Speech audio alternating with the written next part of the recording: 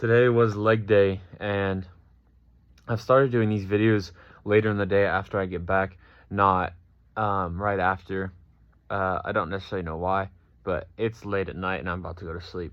But we learned about pituitary and anterior and posterior pituitary glands and how those affect exercise and hormones, and how the anterior will release growth hormone, which is obviously vital in growing muscle tissue, and it'll release other things like prolactin and follicle stimulating hormone and other things such as that. But growth hormone is obviously the most important there in building muscle and recovering from my leg day today. We also learned about today the adrenal gland and the adrenal medulla and cortex, and how the medulla will release or secrete adrenaline, which is epinephrine and norepinephrine, and then the adrenal cortex secretes corticoids, which I'm not really too sure on. I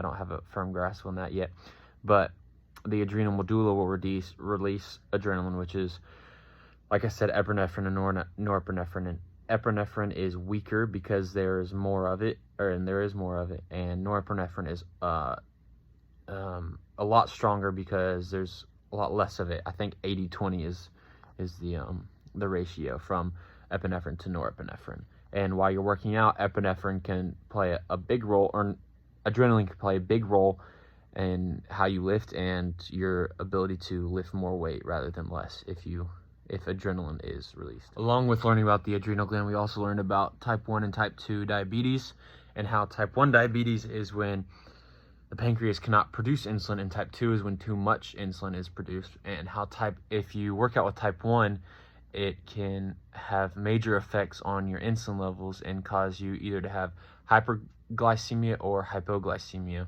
which is either too much or too high of a blood sugar or too low of blood sugar.